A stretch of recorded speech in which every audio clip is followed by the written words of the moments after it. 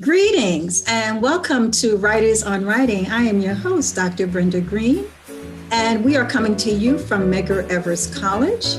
I am the Executive Director and founder of the Center for Black Literature at Medgar Evers College and Director of the National Black Writers Conference and also a professor of English.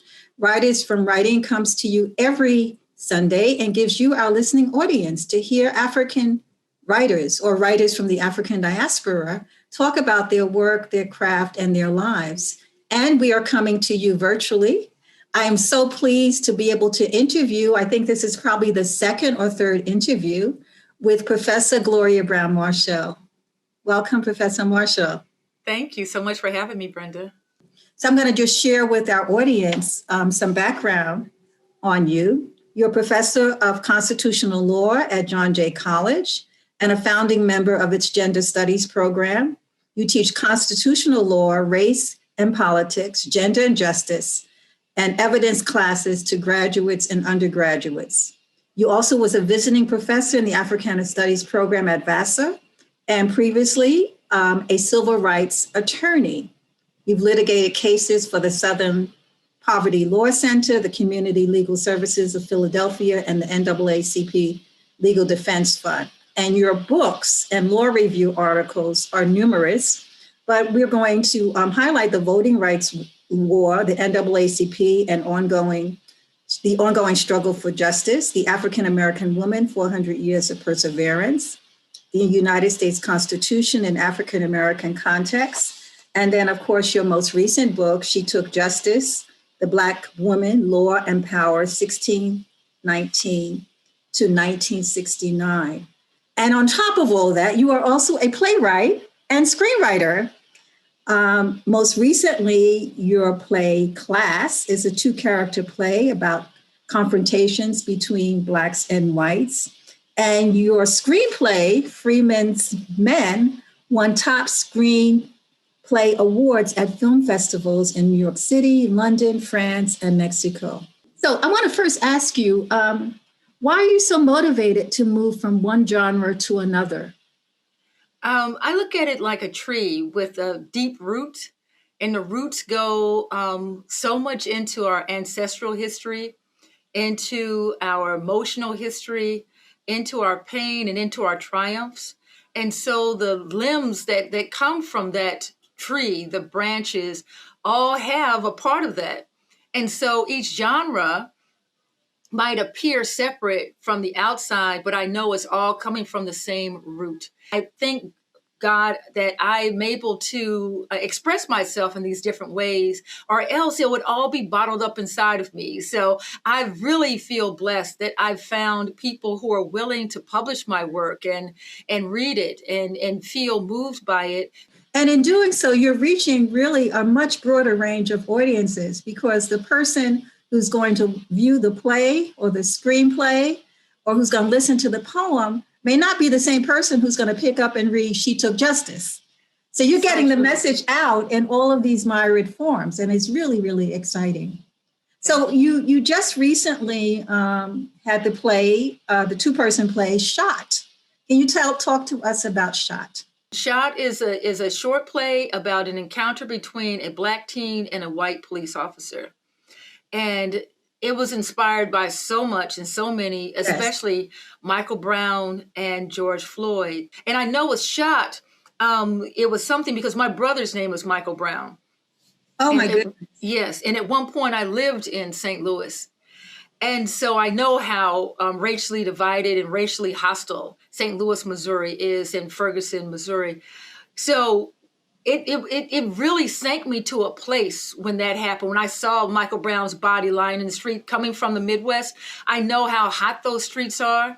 And it just really just affected me so deeply that I was trying to figure out, how do I want to express this?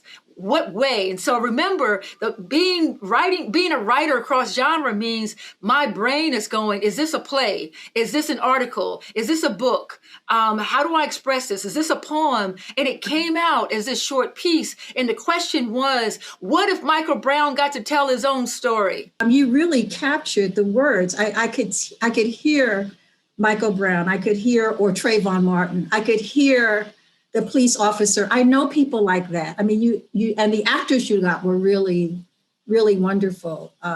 So you really captured that interior dialogue, those questions and what they were really feeling. And I think that's what people don't listen to, don't tend to pay attention to. That's why it's so important that you tell those kinds of stories in addition to the work you're doing.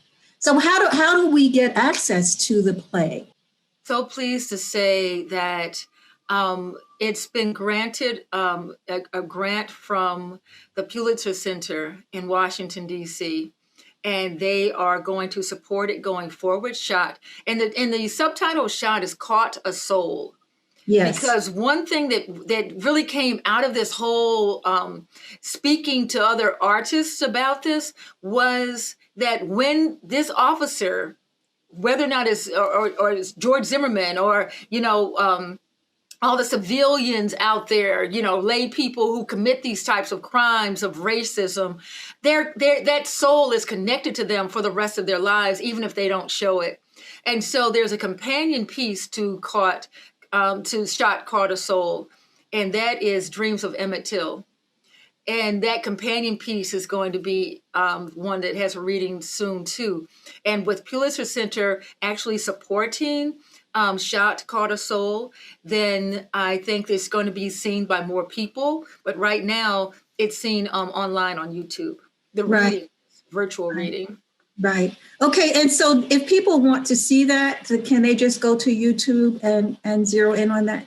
Yes, they can. And what I think is so fantastic is that this was created for a law conference on human rights. Oh. And so that law conference on human rights, I wrote it before, but it was the first time when someone said, I really want to see that, because the horrible murder of George Floyd has opened up these conversations where people, and I have to say, first and foremost, no Black person should keep having to die in order for us to have conversations around these issues. And I'm really tired of our deaths having to spark something. Nobody else has to die before we have conversations about these things, except it seems that people of color. This being out, now that I'm out of the box, it's actually had some of the, downside is because people feel more comfortable putting you in a box. And then people start to question, are you a real artist? Are you a dilettante? Are you somebody who's just doing this? Why do these lawyers want to be writers and playwrights? When I began as a playwright, when I graduated from college, it was with three things in mind. Three things. I'm embarrassed to say it, but I'm going to. I was actually wondering, do I want to go just straight into being a writer? Do I want to go into law school, or do I want to go into business school? So I took the GRE and applied to writing programs. I took the LSAT and applied to law programs. And then I also took the GMAT and applied to business schools. And this is how God worked this out for me. I gave all those applications to a white mailman who had been coming by my place every day to pick up the mail. I would chat with him, he would leave, and I would give him my mail. And this time I said, I'm so excited. These are all my applications. And I'm going to go to graduate school. I'm going to do all these things. I'm going to graduate. And I'm going to tell you right now, and I've never said this out into the public ever before, not one of those applications made it. Wow. That mailman, that white mailman, threw them away. Oh my goodness. But that's how God works. That's how... threw them away. It got to the point where it was so much silence. I started calling up the program saying, excuse me, I applied. I haven't heard anything. They said, we never received any applications from you.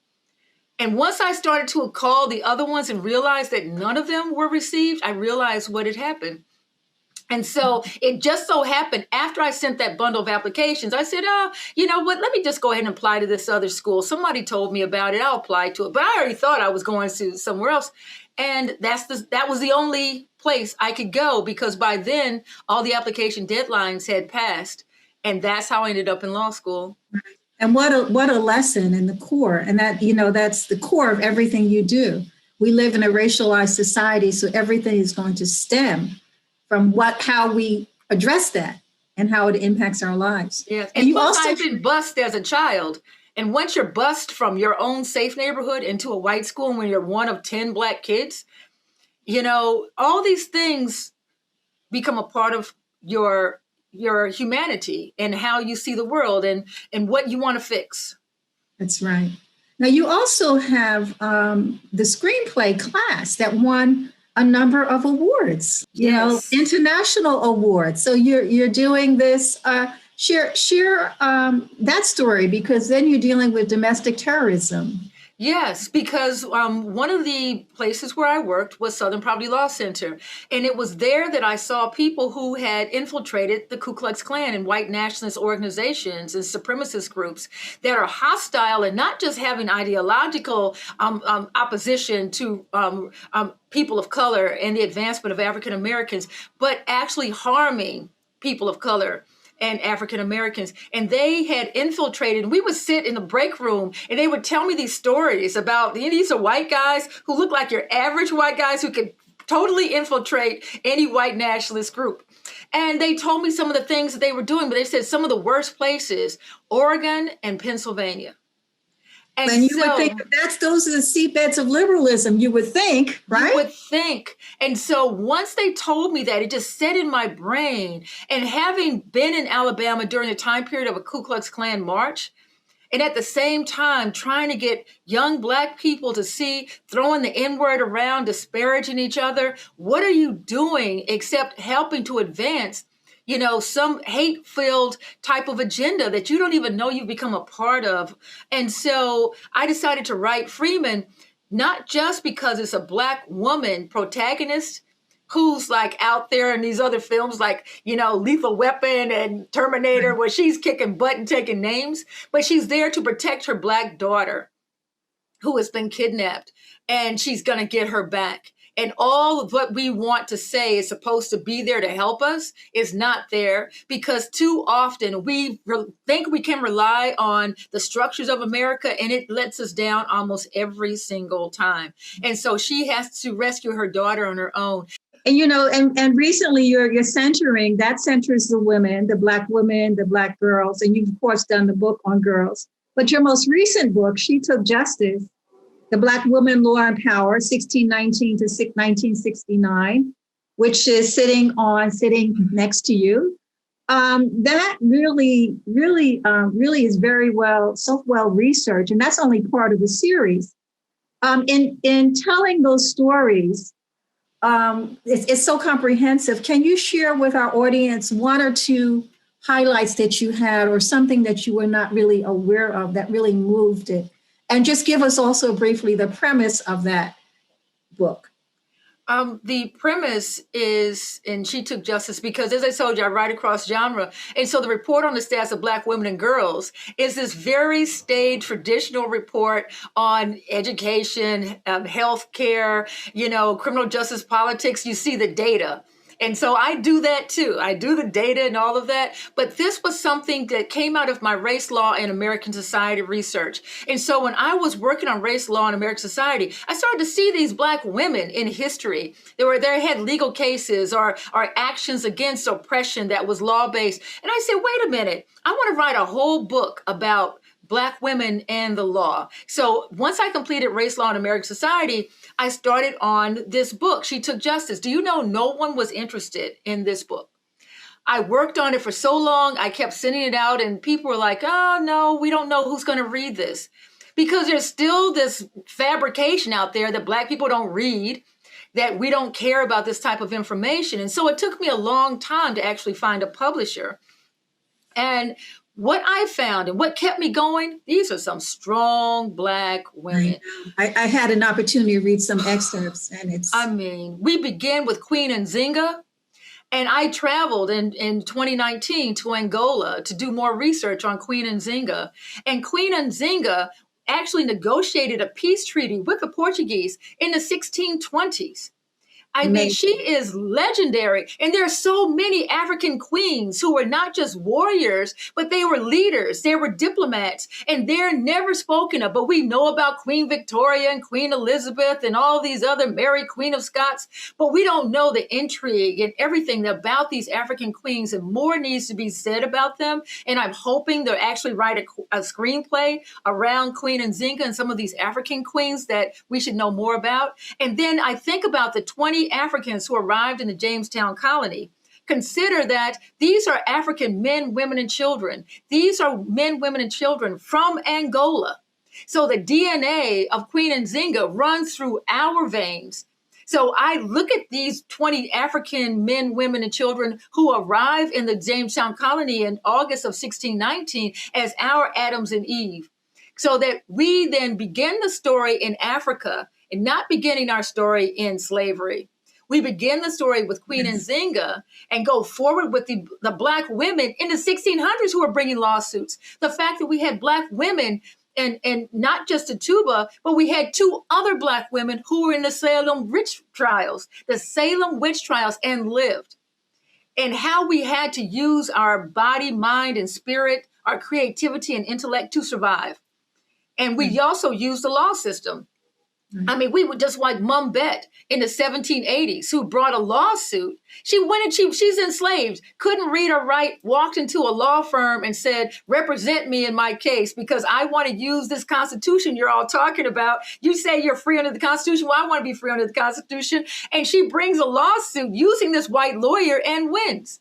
And so when you think about the slave cases in which Black women in the 1800s would actually bring slave lawsuits. Right. You couldn't go into real court. You had slave tribunals, and they would fight for their freedom using slave tribunals that would say, well, you took me out of the country, the state, into free counties, and those free counties and those free states made me free. And they would bring these lawsuits. So we've had so many ways in which we fought for our own freedom. Can you imagine if we had that in our textbooks? Can you imagine what the curriculum would look like? Can you imagine what that would do to self-esteem for our young people in our schools, in our primary schools, in college and high school, if they knew this, if they were studying this? These stories we don't get. We don't. It's so important. And Dr. Brenda Greene, and I know you are a scholar, but you're also my friend. And so often we talk about how we've got to get these books into the hands of the next generations so that they know, it's one of the reasons why I write books is so that it has something, a legacy beyond me that can go where I can't go. As much as I travel around, whether or not it's by Zoom or in person, I can't go all the places a book could go. And that's why what you do is so important, to have people understand that we didn't become what we are based on something white people gave us. We are who we are because we've always been this. We didn't evolve into who we are. We've always been this. So imagine the two of us in chains. Imagine the two of us bred, beaten, worked, from sun up to sundown, from can't see to can't see. That is what our ancestors were, us in bondage. And once people realized that they were not a separate breed of people, they were us. And this book to me says that we didn't evolve into where we are now. We were always who we are. And the world evolved into actually seeing all we have to offer. Now you stop at 1969. What is the next series going to zero in on? And where, just talk a little bit about where you end and how you're going to transition into the next series. I ended with Shirley Chisholm and the view of this political power that has just been awakening with her, as she becomes the first Black woman to enter Congress. And then I start 1970 to present, looking at this political juggernaut that we're on that takes Black women to Kamala Harris. Yes. And using not just law, but at the same time, how law continued to try to undermine our progress. And this time, more specifically, criminal law.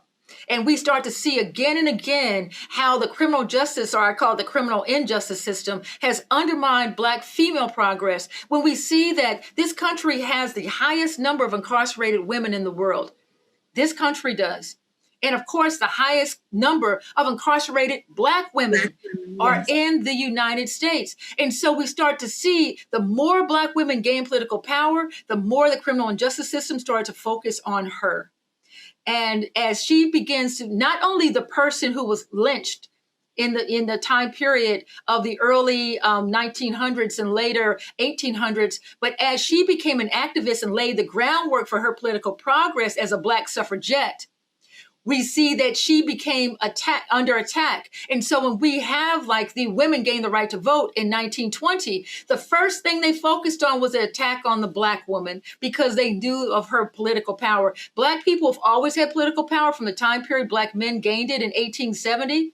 And so this idea that we could change the outcome of an election as Black men, and then when Black women gain that power, then that's when you start to see brutal attacks, more lynchings, and corruption around the voting rights of Black people. Right. The backlash continues to follow, which is really takes us right into what I wanted you to talk about, your book on the voting rights war, and the fact that, although there have been some gains in voting rights, we still have suppression.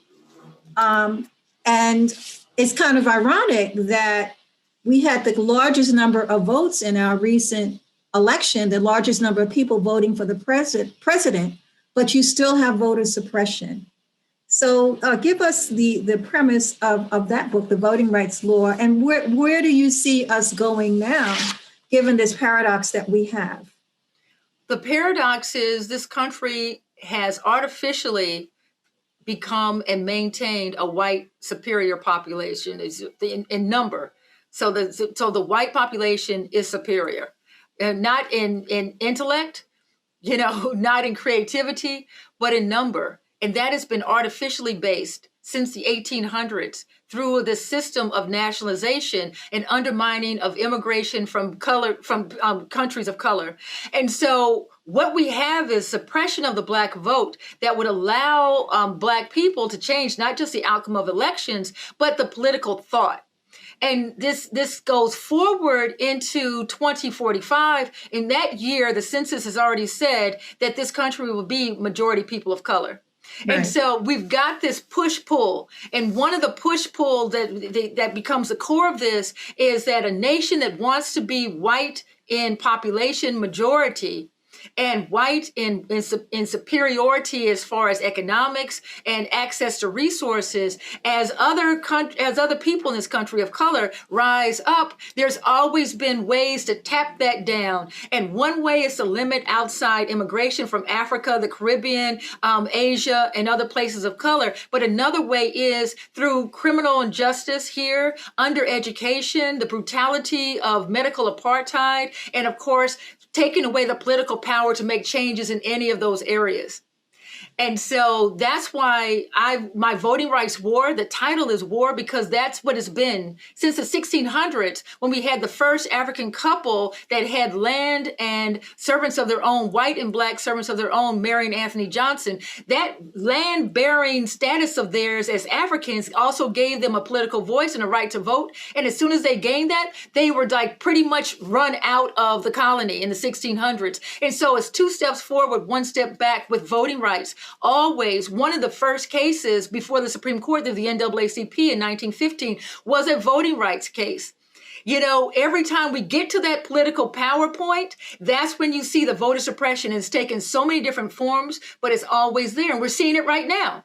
Exactly. So when you look at that, what is the way forward now? Because obviously what we see going on in this country is the white backlash from the number of people of color and Blacks who have voted. So what is the way forward? Always to keep pushing litigation, legislation, protest.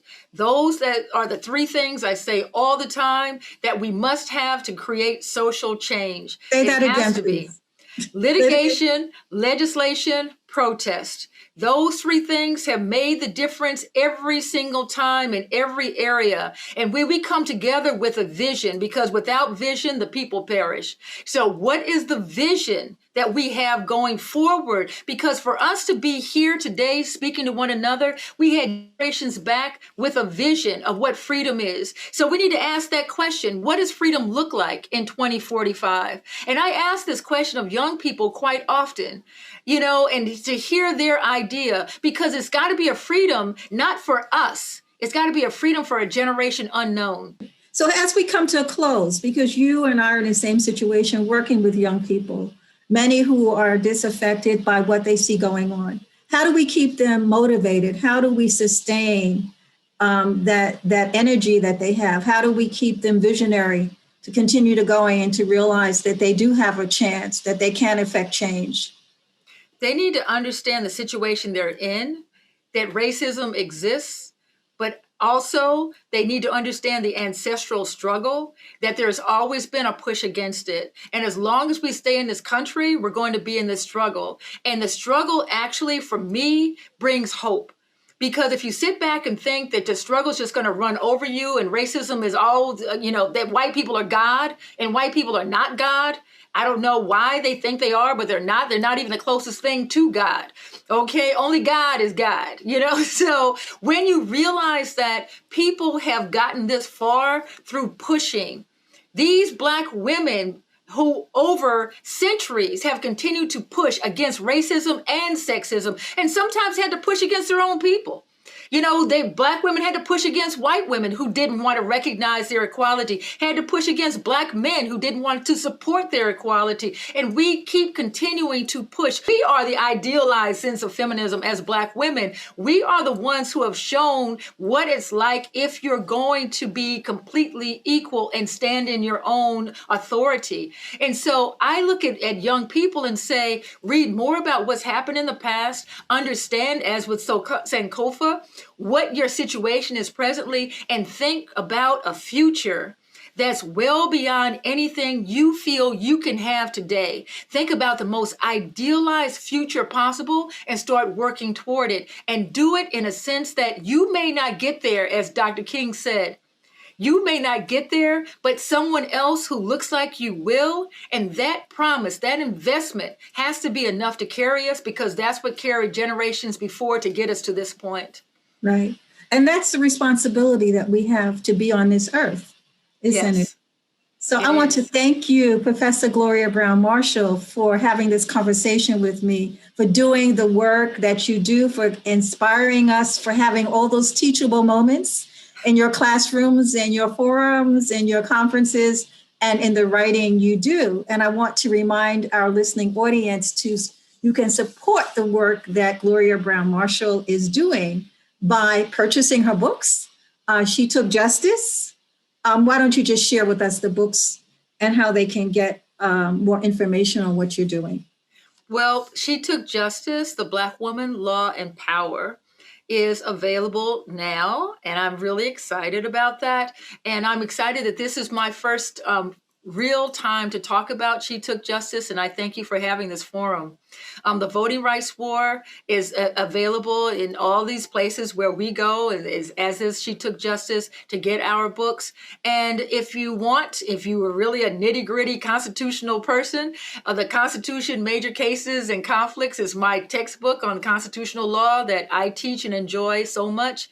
But I also say the Constitution in African-American context is a little Constitution book that you should carry with you to show where in the Constitution there are references to people of color, and especially African-Americans. There are more references to us than to any other group in the Constitution. So you can be a well-rounded person about our heritage and culture. And I appreciate the opportunity. Thank you so much, Brenda. Well, thank you. And you've been listening to Writers on Writing, and I've been talking with Professor Gloria J. Browne-Marshall from John Jay College, a constitutional law professor, scholar, playwright, screenwriter, poet.